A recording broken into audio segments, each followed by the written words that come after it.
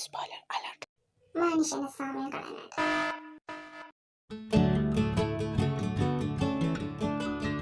Hello friends, എല്ലാവർക്കും ഗാഥാസ് കലാഹട്ടിന്റെ ഒരു പുതിയ എപ്പിസോഡിലേക്ക് സ്വാഗതം. എൻ്റെ പേര് ഗാഥ. ഞാൻ ഇന്നിവിടെ നിങ്ങളെ പരിചയപ്പെടുത്താൻ പോകുന്നത് ഒരു വോൾ പുട്ടി ടെക്സ്ചർ ഡിസൈനാണ്.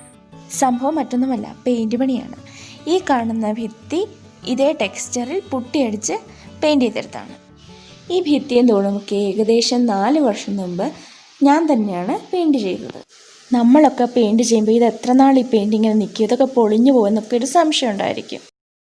എന്നാൽ ഇവിടെയൊക്കെ എല്ലാ വർഷവും വെള്ളം പൊങ്ങുന്ന സ്ഥലമാണ്.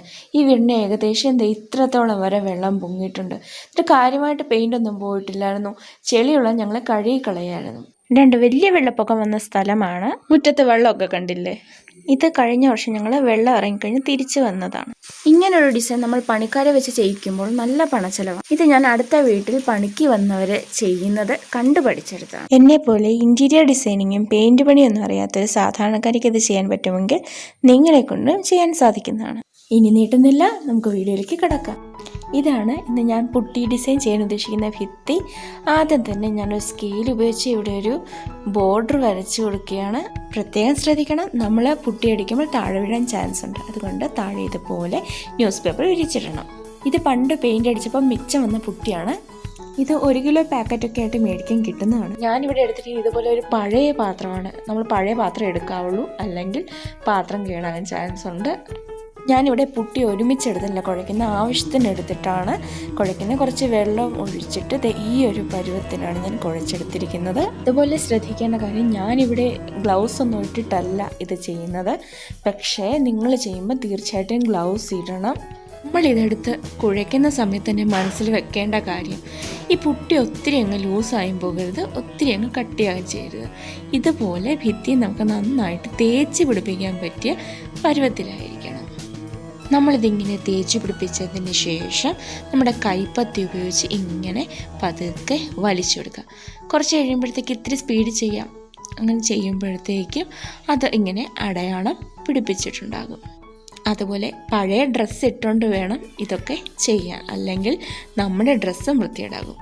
നമുക്ക് ഭാവിയിൽ പറയാം നമ്മുടെ കൈയടയാളം പതിപ്പിച്ച ഭിത്തിയാണിതെന്ന്. ഇതിനി ഇവിടെ ഉണങ്ങട്ടെ. അപ്പോഴത്തേക്കും ഞാൻ മറ്റൊരു ഡിസൈൻ പരിചയപ്പെടുത്തി തരാം. ഈ ഡിസൈൻ ചെയ്തെടുക്കാൻ ഞാൻ ഉപയോഗിക്കുന്ന ആയുധം കൈയല്ല, മറിച്ച് ഈ ചീപ്പാണ്. ഈ ചീപ്പ് വെച്ചിട്ട് നമുക്ക് ഇതുപോലെ ഭിത്തിയിൽ ഡിസൈൻ ഉണ്ടാക്കി കൊടുക്കും. നമ്മൾ ചീപ്പ് ഉപയോഗിച്ച് ചീകത്തില്ലേ, അതുപോലെ ചെറുതായിട്ട് ഇങ്ങനെ ചീകി കൊടുത്താൽ മതി. അപ്പോൾ അങ്ങനെ നമ്മുടെ 2ാമത്തെ ഡിസൈനും ഫിനിഷ് ആയിട്ടുണ്ട്. ഇനി ഈ 2 ഡിസൈൻസ് നമുക്കൊന്ന് ഉണങ്ങാനായിട്ട് വിടാം. ഇനി 2-3 ദിവസം കഴിഞ്ഞിട്ടേ നമ്മളിത് തൊടുന്നുള്ളൂ. ഗ്ലൗസ് ഇടാത്തതുകൊണ്ട് എൻ്റെ കൈയൊക്കെ ഒരു പരുവത്തിലായിട്ടുണ്ട്. അപ്പോൾ നമ്മുടെ ഭിത്തിയൊക്കെ നന്നായിട്ട് ഉണങ്ങിയിട്ടുണ്ട്. അപ്പോൾ ഇത് കണ്ടോ, ഭിത്തിയിലൊക്കെ കുറച്ച് ഭാഗമൊക്കെ ഇനി മുള്ളു പോലെയൊക്കെ എഴുന്നേറ്റ് നിൽക്കുന്നുണ്ട്. നമുക്കതൊക്കെ ഒന്ന് ലെവലാക്കണം.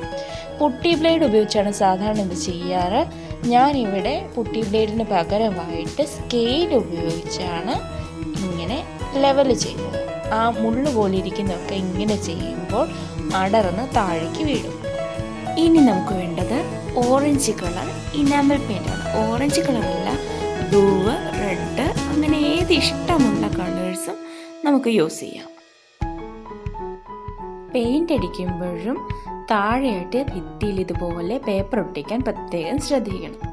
എൻ്റെ പെയിൻ്റ് അടിയൊക്കെ ഒരു വിധത്തിലാണ്, അതുകൊണ്ട് അത് കൂടുതൽ കാണിച്ച് ബോറടിപ്പിക്കാൻ ഞാൻ ഉദ്ദേശിക്കുന്നില്ല. ഇപ്പോൾ ഈ ഭിത്തി ഫുൾ ഓറഞ്ച് ഇനാമൽ പെയിൻറ്റ് വെച്ച് കോട്ട് ചെയ്തിട്ടുണ്ട്. ഇനി നമ്മളുടെ ആദ്യത്തെ ഭിത്തി നമുക്കിതുപോലെ പെയിൻ്റ് അടിക്കാൻ ഞാൻ പെയിൻറ്റിങ് കൂടുതലായിട്ട് കാണിക്കില്ല. ഇതിങ്ങനെയൊക്കെ തന്നെയാണോ പെയിൻ്റ് അടിക്കുന്നതെന്ന് പോലും എനിക്കറിയില്ല. ഇനി നമ്മൾ പെയിൻറ്റ് ചെയ്യാൻ പോകുന്നത് ഗോൾഡ് കളർ പെയിൻ്റാണ്. ഇത് ഗേറ്റിനൊക്കെ പെയിൻറ്റ് ചെയ്യാൻ ഉപയോഗിക്കുന്ന ഗോൾഡ് പെയിൻ്റാണ്. ഇതിന് പകരമായിട്ട് നോർമൽ ഗോൾഡ് പെയിൻ്റാണ് ഉപയോഗിക്കുന്നത്. അപ്പം എന്താ, നമ്മുടെ ഈ ഭിത്തി ഫിനിഷ് ആയിട്ടുണ്ട്. എങ്ങനെയുണ്ട്, ഭംഗിയല്ലേ? ഇനി നമുക്ക് ആദ്യത്തെ ഭിത്തിയിലേക്ക് ഗോൾഡ് പെയിൻറ്റ് കൊടുക്കാം. പ്രത്യേകം ശ്രദ്ധിക്കേണ്ട കാര്യം, ഓറഞ്ച് കോട്ട് പെയിൻറ്റ് ഉണങ്ങിയതിന് ശേഷം മാത്രമേ, അതായത് 1-2 ദിവസം എടുത്തോട്ടെ, പൂർണ്ണമായിട്ട് ഉണങ്ങിയതിന് ശേഷം മാത്രമേ നമ്മൾ ഈ ഗോൾഡ് പെയിൻറ്റ് കൊടുക്കാവുള്ളൂ. ഇത് നമ്മുടെ വീടിൻ്റെ രാത്രികാല ദൃശ്യമാണ്. രാത്രി ഇതിനൊക്കെ നല്ല തിളക്കമാണ്. ഇത് ക്യാമറയിൽ എങ്ങനെ പകർത്തണമെന്ന് എനിക്കറിയത്തില്ല, എന്നാലും ദൂരെ നോക്കിയാൽ നല്ല തിളക്കമാണ്. അപ്പോൾ ഈ വീഡിയോ നിങ്ങൾക്ക് ഇഷ്ടമായെങ്കിൽ ഒന്ന് ലൈക്ക് ചെയ്യുക, ചാനൽ ഒന്ന് സബ്സ്ക്രൈബ് ചെയ്യുക. താങ്ക്